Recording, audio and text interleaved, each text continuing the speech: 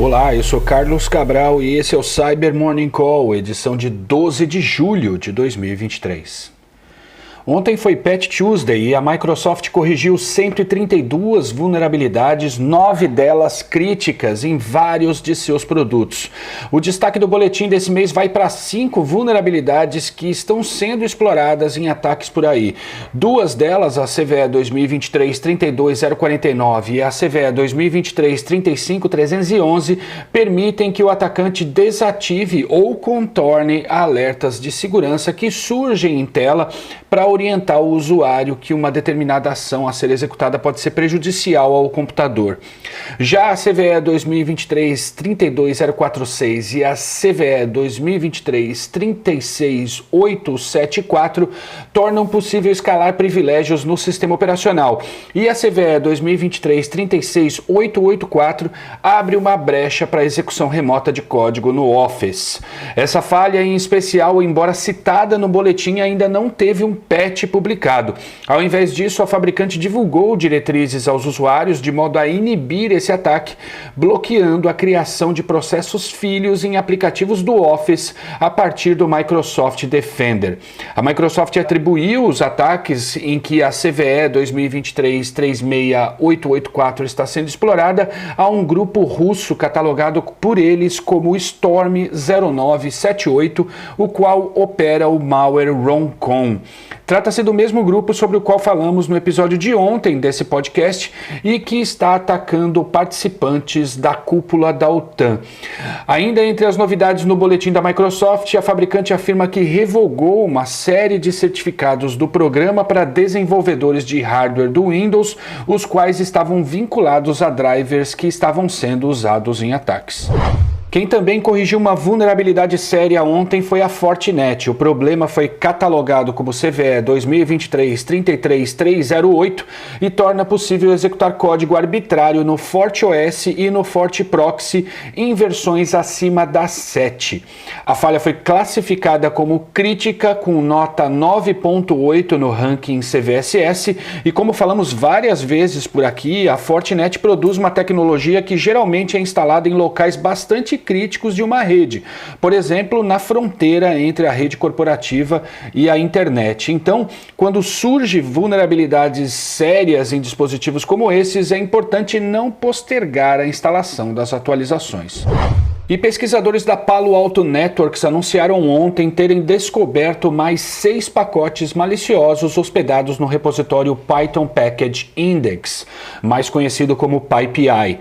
Essas ameaças estão sendo usadas para disseminar o Stealer W4SP, que é um malware projetado para roubar credenciais de usuários no Windows e informações sobre carteiras de criptomoedas, dentre outros dados sensíveis. O documento afirma que a campanha não tem nada de sofisticada, tendo sido desenvolvida sem qualquer indicação de ter um alvo determinado, reaproveitando o código público, não criptografando o segundo estágio do ataque, algo que geralmente é feito por quadrilhas que usam o W4SP de modo a torná-lo mais difícil de ser detectado, e os atacantes também não se preocuparam em nomear seus pacotes com títulos semelhantes aos de pacotes legítimos, uma tática muito usada em outras campanhas para confundir os desenvolvedores que acabam adotando o pacote falso ao invés do verdadeiro. Isso tudo pode indicar que quem está conduzindo a campanha seja um pesquisador fazendo uma prova de conceito para medir o quanto um ataque de baixa complexidade pode propagar código malicioso conhecido. Outro cenário possível é, claro, de que os atacantes são mesmo inexperientes. E o pesquisador Alessandro Brucato, da Sysdig, publicou novidades ontem sobre uma campanha contra ambientes em nuvem em andamento desde fevereiro, denominada Scarlet Teal, com destaque para o foco no Fargate da AWS. O Scarlet Teal consiste em uma cadeia de ataque com o objetivo de roubar dados da infraestrutura da AWS e instalar mineradores de criptomoedas nos sistemas comprometidos. Segundo o pesquisador, abre aspas, os ambientes em nuvem ainda são seu principal alvo, mas as ferramentas e técnicas usadas se adaptaram para contornar novas medidas de segurança, juntamente com uma arquitetura de comando e controle mais resiliente e furtiva, fecha aspas.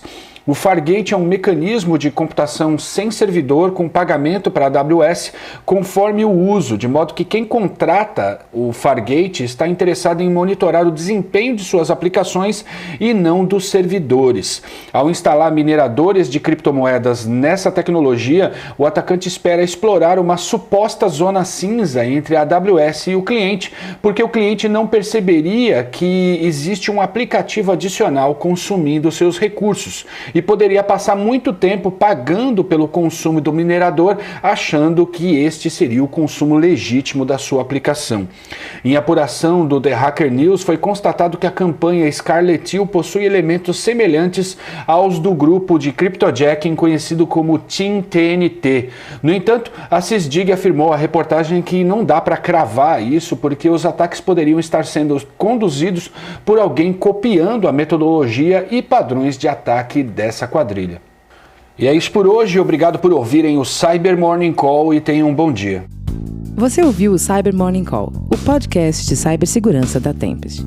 Nos siga em seu tocador de podcast para ter acesso a um novo episódio a cada dia. E para saber mais sobre a Tempest, nos siga no Instagram, Twitter e LinkedIn ou acesse www.tempest.com.br.